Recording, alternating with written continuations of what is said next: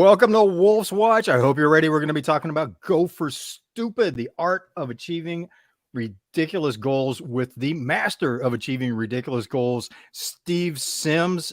Steve, thanks so much for being with us today. Congratulations on the new book. Oh, man, that is exciting.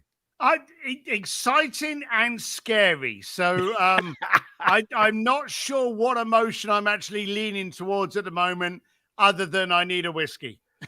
Yeah, there you go. As you're watching this, pre-order. It's releases in 7 days on the 18th. That's going to be a huge release day. Yeah, I got my pre-order in. I got the Kindle version coming, and then I ordered 2 hard copies that I want to give away to people that need that message. The art of achieving the ridiculous goals. My gosh, how did you come up with that title? it was very simple. It was actually a title that we had for many, many years ago, for about 25 years, just to give some context for anyone listening out there going, who the hell is this extremely handsome man? It was a case My brother from another mother. Yeah, I know. We're both gorgeous, so we're good there. I ran a concierge firm to the wealthiest people in the planet. Mm-hmm. And I was reported as being the most connected man in the planet that nobody knew. Wow. And it was pretty cool. Forbes did an 8-page article on me once. And to be honest with you, it kind of ruined a bit of my career because most people knew who I was by then. So I made a whole business out of being unknown. But the business was not the business I was in. Now, really? That's a weird thing to say, but I often try to make that clear. I'm the guy that got you a drum lesson by Guns N' Roses, a guitar lesson by ZZ Top, got you to walk down the Oscar red carpet with Elton John, sent you down to see the Titanic, got you married in the Vatican by the Pope, closed down a museum in Florence because you wanted a fancy Italian meal, and then for shits and giggles had Andrea Bocelli serenade you while you're eating your pasta. I was the Make-A-Wish Foundation for billionaires. But that wasn't my business. I did that to be able to have a 2-hour conversation with you and quite simply go, hey, how do you view relationships? How do you look at investments? I basically was doing a podcast with some of the most powerful people in the world. And many of these people you've never heard of before, but they own things like countries. And so I was able to have these conversations. Wait a minute. They own things like countries. Like countries, yes. Whoa. At the peak of my business, I had 93 clients, and most of them were billionaires. You don't need many billionaires to be doing very well. Well, there's a powerful lesson there too. Oh yeah. Because we market this show to entrepreneurs. It's really as you're watching this, as you're building your business, scaling up your business, this is for you. Think about that. 93 clients that are all billionaires. That's a heck of a clients list, but that's a small client list, but still very robust. It's very robust. It all works on referral. It all works on your word. And as you're watching this, you've probably already come up with it. Well, Sims isn't the sharpest tool in the shed. I'm not. But I've lectured at Harvard twice because there are people that know how to do things and don't do shit. And there are people that actually action stuff. And action will always win over a decent idea, never actioned. So for me, I knew as a bricklayer, I wanted to have conversations with affluent people. If you just wanted to do this, all right, I'll do it for you. But that was my goal. And then, the book, I wrote the book 5 years ago, Bluefishing, the art of making things happen. Last week, I was driving across the plains of Wyoming in a thunderstorm, lightning going everywhere in the middle of the night, listening to Bluefishing.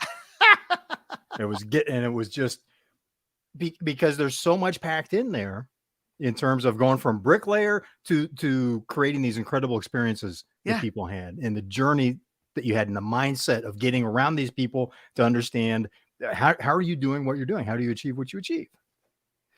And that's the first thing I want people to understand when they're watching this. Okay. If I'm doing it, you're already out of excuses.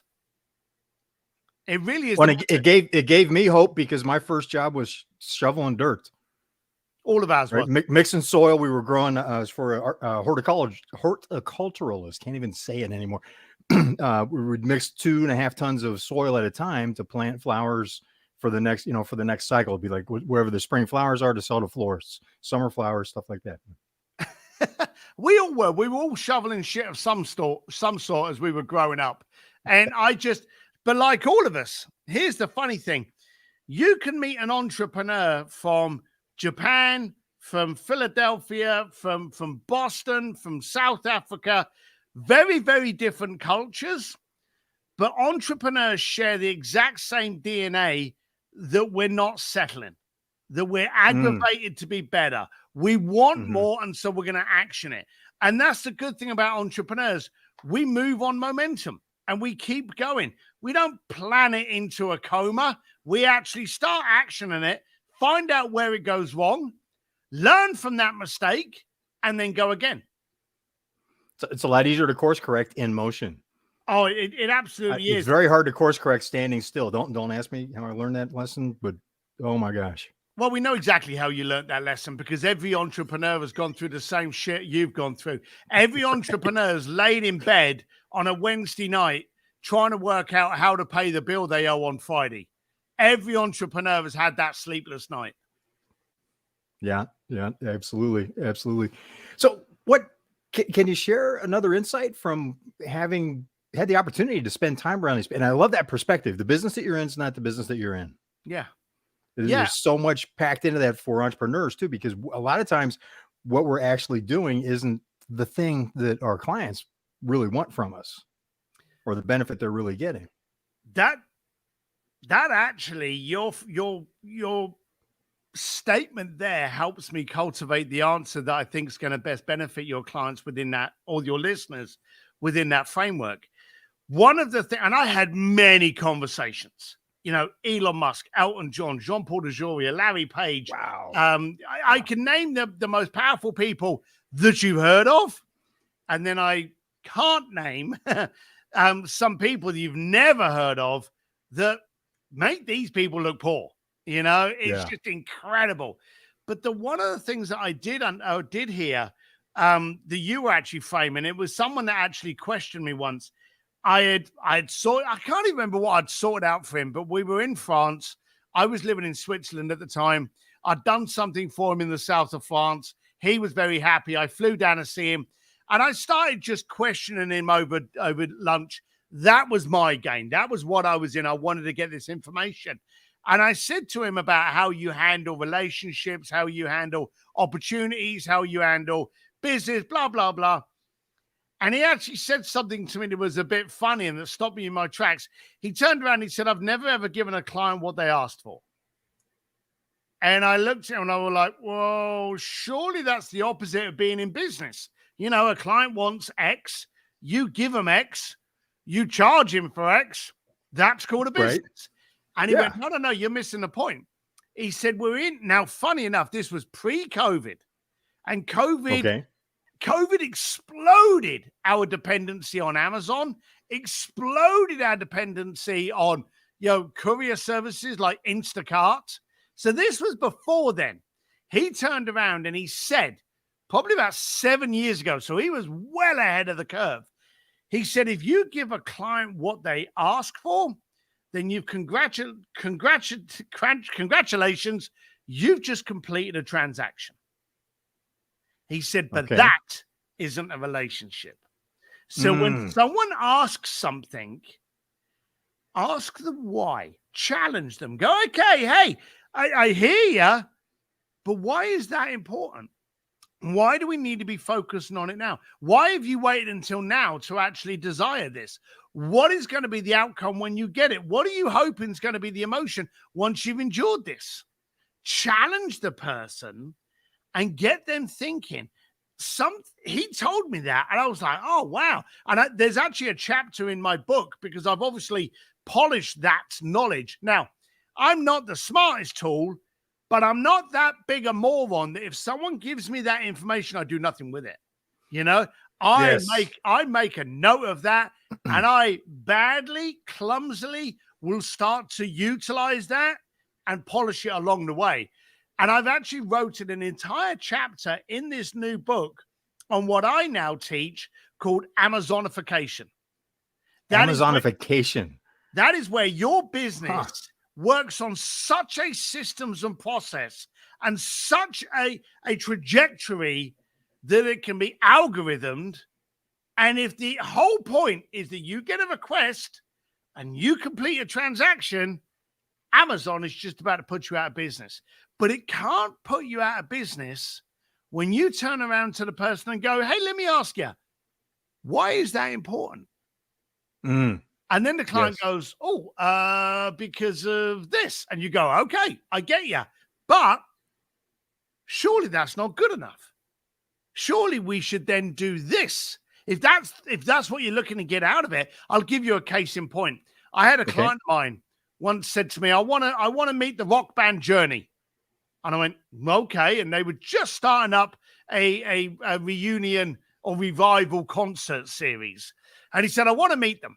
I said, okay, what do you want to do? And he said, I want to go backstage and shake their hand backstage after the show. And I went, okay, why? You know, why is that a request now? Why are you so passionate about making this happen now? And he turned around and he thought a little bit and he went, here's the thing. When I was in college and I had no money, I was the lead singer of a Journey cover band. And that's how I made money through college. And then as my business grew, I would listen to Journey tunes. When I lost my business, I would get out of the funk by listening to Journey tunes. When I met my wife, I would celebrate by listening to Journey. And when I was ill, I would commiserate by listening to Journey. Journey made up the theme tune to my entrepreneurial journey. So I said, right. It's a soundtrack for his life. Yeah. I can see the power now, but it's shaking their hand and getting a photograph and having them forget your name before they've even walked into that changing room. Is that really how this movie should end? And I challenged him on his growth and what he wanted to do. He allowed me to do what I do best, which was to take the request and give him what he desired before he realized what he desired. I ended up sticking that guy on stage in San Diego, and he sang 4 tunes live on stage as the shortest termed lead singer of the rock band Journey. He had a guitar, he waved, he walked off stage like he was the rock star. He met the group later, but he now performed with the guys. He went from being the lead singer of a cover band to the lead singer of the actual band. Well, it goes from being a fan to being part of. What a huge difference that makes. But again, learn the lesson from this. Before you sit there going, oh, wow, great, that's brilliant for you. I took his request, and this is how my terminology came about of why the go for stupid is there. I took his request, and you never do this. You never go, hey, how can I make this impossible? You know, how can I make this an impossible dream? How can I make the impossible possible? Why recognize that ceiling? Why recognize that dead end? So what we used to do in our business, we used to go, okay, we got the request. How can we make it stupid? How can we make it laughable? How can we make it ridiculous? And those were the 3 things we used to ask. And if I say to you, hey, what do you want to do? What do you want to do? Your answer will be something that you perceive through education and experience is achievable. Okay? But if I say to you, hey, what would you do that would be ridiculously stupid? What goal would you have that is ridiculous? It changes the paradigm of your head. You start seeing things different. Well, I want to fly. All right, fine. So what have you got to do to be able to fly? Well, I've got to have the apparatus to be able to make me fly because I'm not a bird. All right, so we need to know what machinery is around. You can reverse engineer it. And understand this, and I don't want to get onto a rant here, but when we come out with stupid goals, the first thing that happens are people mock us. People laugh at us. Yep. Okay? Yep. And that's what we hate today. We're not actually fighting to failing. We're fighting to people laughing at us. And here's where it gets interesting. When we were kids, and let's be honest, you're a little bit over 21, okay? Just a bit, yeah. Just a bit, 23, 24. When we were kids, and they said, what do you want to be? It was astronaut, rock star, actor. Then you get up into like the late 90s, pop star, rock star, actor. 2000s, rock star, actor, entrepreneur. Now, what do you want to be? I want to be an entrepreneur. We revere today people that had stupid goals. Steve Jobs couldn't write code. Larry Page, I want everyone to be able to connect on one platform. Google. Elon Musk, I hate the way banks work. I'm going to disrupt it. Everyone that we revere today had a laughable goal. Even today, Elon Musk, I want to go to the moon. Does anyone laugh at him anymore? No. Why? Because we laughed at him at PayPal. We laughed at him at solar panels. We laughed at him at Tesla. We laughed at him at the Cybertruck. We got tired of laughing and the guy achieving it. We've given up on the laughing bit now. He turns around and says, well, look, there's this planet called Mickey. I'm going to go and live on it. People are going to go, yeah, you are. And that's going to be it, because we've got to that status now with the way he thinks. The bottom line of it is, and Elon told me this himself, people laugh at you just before they applaud. Oh, that's huge. People laugh at you just before they applaud. Yep. Pretty decent name drop there. Yeah, just a bit. But you were there, right? Because you even one of the things you wrote about is you organized a tour of SpaceX, actually led by Elon Musk, for one of your clients. It wasn't for one. We actually invited. We actually invited 30 of the wealthiest families in the planet. Wow. What a just to be able to stand around and listen to the conversation on that. Yeah. So we had them in a room, and we had Elon Musk come in and chat to him about his vision and his direction. And we had Raj Tata. We had some of the wealthiest people in the world. The security detail was obscene. I look at seeing a presidential parade now, and I look at all of the Secret Service down there.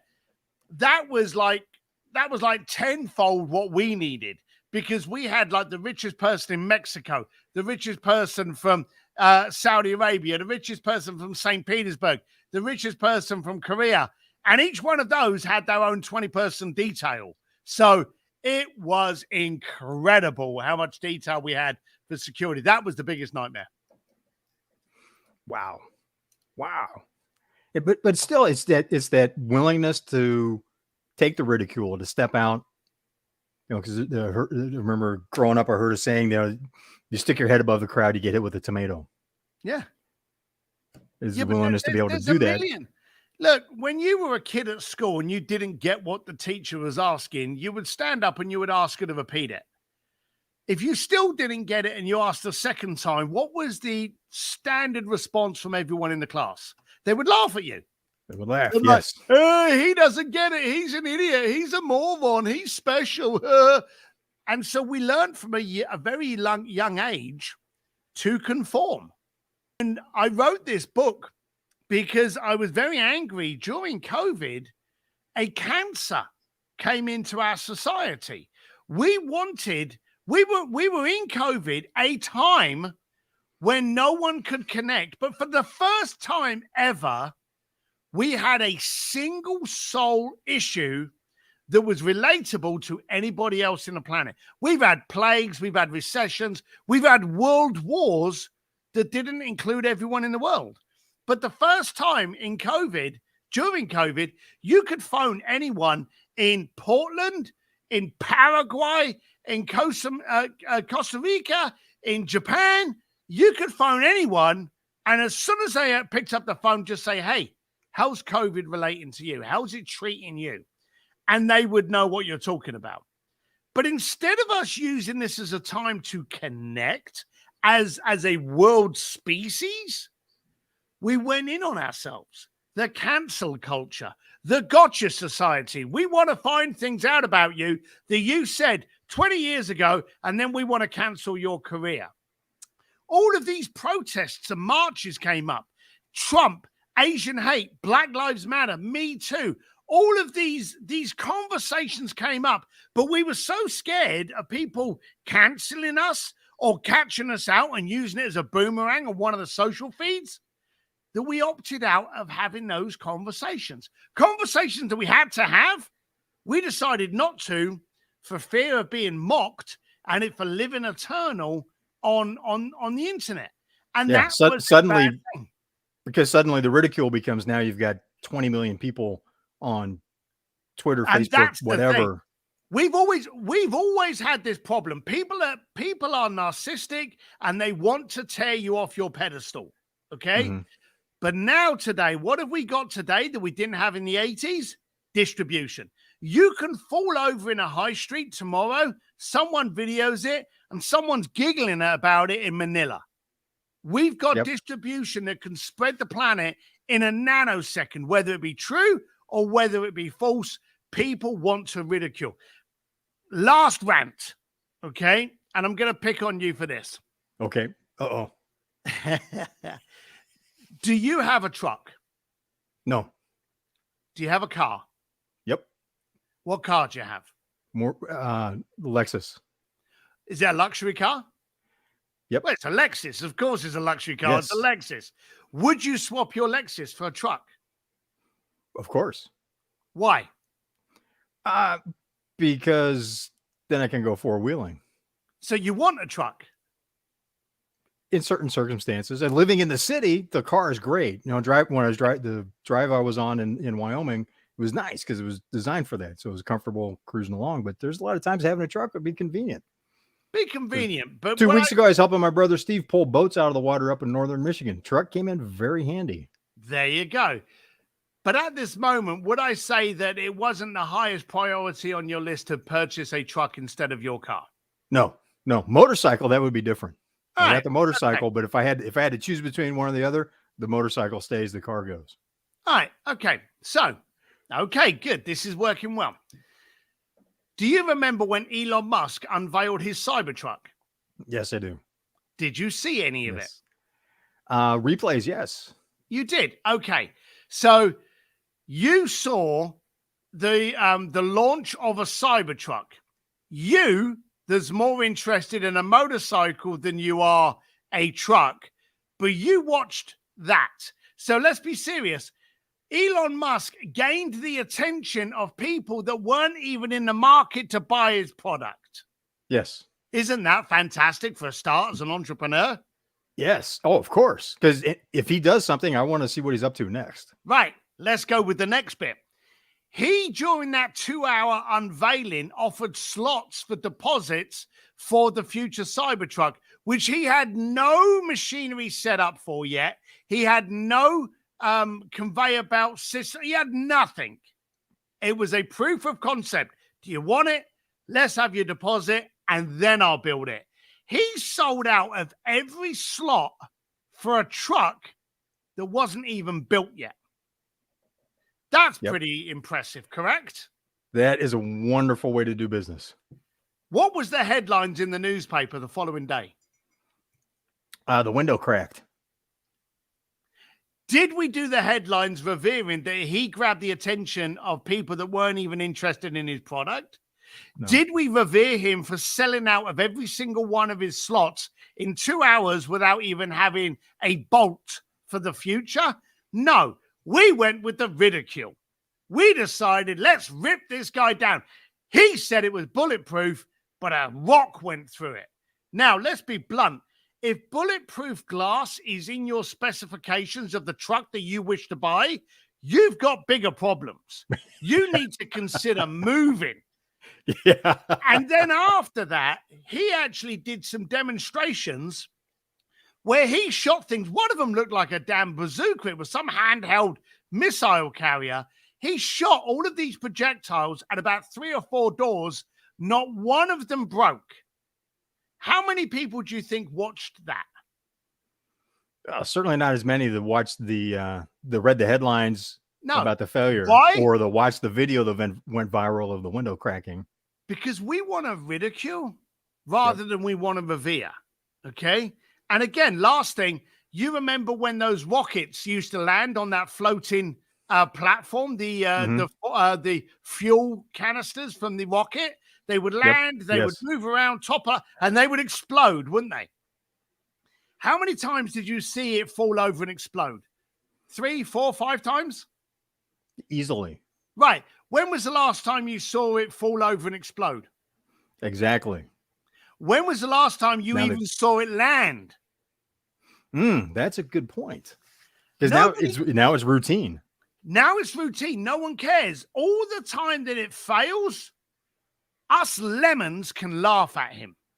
Yeah. But the second it starts going right, we're like, oh, well, that's boring now. Let's go and find someone else to take the piss out of. That's the economy that we are in. The gotcha society, the cancel culture. What pedestal, what statue can I pull off of his mark now? What can I bring down to my level? And that annoyed me enough to write the book, Go for Stupid.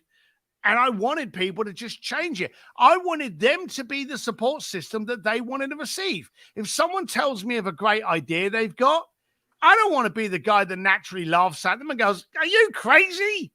I want to be the person that goes, okay, great. Why do you think you can do that? Let's sit down with a coffee and let's see how I can shoot holes in it so that you can fix them so this can be a rock solid concept. Yeah, that's what we want to see more. Was having a conversation with somebody about, they had something they wanted to do related to working on the homeless crisis. And it's like, well, what do you want to do? He goes, well, I want to buy a city of at least 300,000, and we got this. He has this whole plan for how he's going to do that. And he's very, very successful now. And if I dropped his name, it's probably someone that you would know.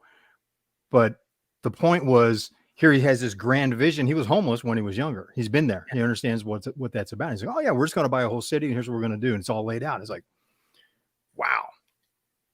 That was one of the conversations that I thought of when I heard your new book title. Yeah. Go for Stupid. And that's it. I want people to dare to dream bigger.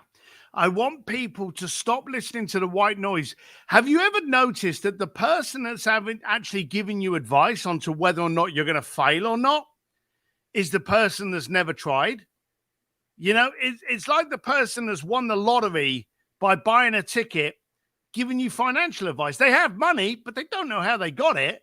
Their entire lesson would be buy a ticket, you know? Yeah. But most people are stood there going, oh, I wonder how I could do this. And then the guy that's giving them advice is the guy that's going to serve them their hamburger at the drive-thru, and you're listening to it. You're the idiot that's listening to somebody that can't.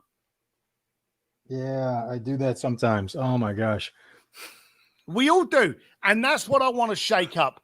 I've got a big goal. And my stupid goal, it's not to buy a city, it's to change the mind.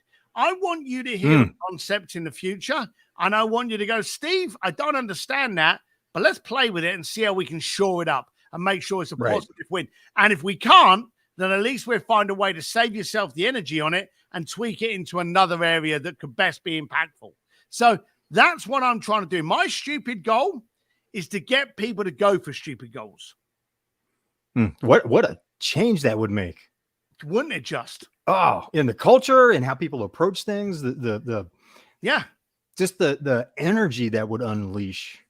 And that's what I want to do. And it's not a financial gain. You doing your goal, you benefit in your business, you benefit in your family. How does that benefit me? I don't get a cut out of it. You're not going to phone me up and go, hey, I went for a stupid goal, Steve. There's 10% of my multi-millions. I'm not winning on it financially, but Jesus shit. Isn't that a world we want to live in? That's where I gain. That's where my kids gain. That's where my wife gains. That's where my team gains. That's where my gain is. Making the hair stand up on my arms, man. It's just like, because it's that kind of, it's like going, yeah, you know what? It's that little kid effect. It's like going, oh, you know what? That would be really cool. Now I'm starting to feel like I'm 8 years old again, having some big plan for the future, but, not enough experience to understand all the 1,000 reasons why that's not, that's not reasonable. Let's be reasonable now. We need fewer reasonable people and more people going for stupid. We absolutely do. Okay, I have a question. This is a little bit off track that I want to ask. As you're watching this, I had an opportunity to talk with Steve on a radio show that we did several years ago about blue fishing. But it seems since then, love talking motorcycles with you because that's a huge passion of mine. But I understand that you have opened a distillery now. Kinda. Okay. It's not whiskey, it's people. I opened something called Sims Distillery, which is my online community where, just like whiskey, I take the raw ingredients of you, we shove them in, we educate, we challenge, we push, we poke to bring out a finer version of you. And that's why we call it the Sims Distillery. What a great way to look at it. It's so cool. Yeah. In fact, we're doing a thing at the moment. If you go to goforstupid.com, you can grab your book, but we're also doing a free access into Sims Distillery so you can see it for yourself. So we're trying to get people to challenge the way they do things. I'm going to pull it up real quick so we can share it with the audience. Sure. Goforstupid.com? Goforstupid.com. If I can spell, we've got this made. Goforstupid.com. And when you do something ridiculous, I want you to talk about it and hashtag #GoForStupid. I want to create a movement where we actually start doing things. So here we go. Here's what Steve's talking about as you're watching this. See, here we go. Goforstupid.com. That's it. The Art of Achieving Ridiculous Goals. And pre-order that book. If nothing else, this is going to be a book that could be a life changer for you in terms of perspective, in terms of mindset. An example of what you were talking about in terms of building, being more focused on the relationship with people, with customers, clients. Yep. It was a manufacturing company that had a problem with their second largest client. They sold into construction sites. So it's like big projects where they're doing 200-300 residential units at one time. And they had the work crew stopped because they had shipped mismatched numbers of stuff that they needed to install what the construction sites bought from them. And as they talked it through, they got through, having somebody who's kind of angry that they got 200 people standing around doing nothing. They understood what the customer did on the job site. They changed how they kitted it to them, and it blew up their business because now everybody wanted to come see them or buy from them because they knew when it got shipped, they weren't going to have those kind of problems, which were notorious because they sold into the heating and ventilation. Right. So it was notorious for having mismatched parts. They were the only company that would guarantee that's like, you got exactly what you need. And they built in some other guarantees around that just made them become the number one choice, but they went from like number 3 or 4 in their market to number 1 in less than a year. Yeah. Because they were able to make that shift because they did what you're teaching. They talked with them about, look, what are you doing? Once you get it in your hands, what do you do with it? How do you work with it? And going, oh, we can make a simple change on our end, which then actually proved to be better for them in terms of how they operated. Yep. So it's that what's the question behind the question? What is the, I love that perspective of going, okay, great. That's what you want, but what does that mean to you? And it starts a whole different conversation. Yeah. I remember, I had the luxury of seeing Elon in work, in action in San Francisco at the Tesla plant. And someone said that there was a problem with something.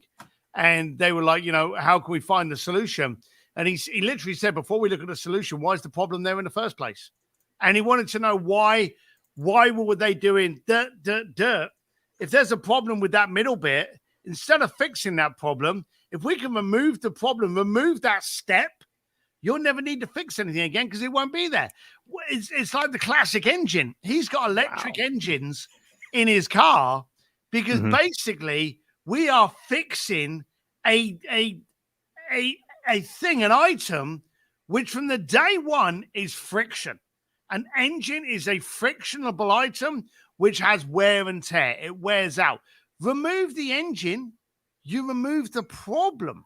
And that's what he did. He worked on magnets. There's no friction, therefore nothing to repair. Brilliant. Steve, I'm watching the time. I promise to only keep you about 30-40 minutes. Thank you. How can people continue to connect? So we got art. Is the best place to go to the artofstupid.com? No. Or go to stevesims.com? Or you can go to stevedsims.com or you can go to Steve D. Sims any way you consume your media. I probably do most of it on Instagram. D for Dashing, 1M in Sims, Steve D. Sims. Any way you consume your media, or goforstupid.com, which is where you can find out about the book. And if you're watching this on the replay, have something to write with. I've been making, you see me looking down. I'm making notes. Whenever you get a chance to talk with someone like Steve, be ready to make some notes because there's going to be some writer downers. that you're going to want to take away and do something with. So I like that. I'm glad. Man of action. You know, I'm slow, but I get there eventually, and I'm not that slow that I wouldn't take the opportunity going, yeah, he's talking about taking action. I guess I should be taking some kind of action while we're right here. Oh, congratulations. I'm proud of you. Well done. So that is stevedsims.com. The book, I want to put this up again because I just love the title. If nothing else, how could you not read this book? Well, if I can find the screen. Okay, then. There we go. Sorry about that. That's fine. I've done this before. I are a professional. But Go for Stupid, the art of achieving ridiculous goals, even in this environment, even with cancel culture and all the different, the things that have been happening. Go for ridiculous goals. Has to be done. Because that was a comment that I had heard you made as well, Steve, that, it's like, it's the people going for ridiculous goals that are making stuff happen. Yes, every single time. And the good thing about going for ridiculous goals is when you fail, you've achieved 10 times more than what you thought was possible. Oh, yes. Every single time. Yes, still way beyond what seemed possible. Way beyond. Man, Steve, thank you so much for joining us today. Go to stevedsims.com, get your copy, order it now. The art of Go for Stupid, the art of achieving ridiculous goals. I'm getting tongue-tied. I'm excited. I got like 5,000 things going on in my head now. It's late, but thank you very much. I appreciate spending the time with you. Thank you. And thank you for being part of Wolf's Watch. This is 21st Century Television, live and interactive. So if you've got questions and you're watching this on the replay, reach out to Steve or drop your question in the comments. We'll get it answered for you. Thanks for being part of Wolf's Watch, and I will see you on the road.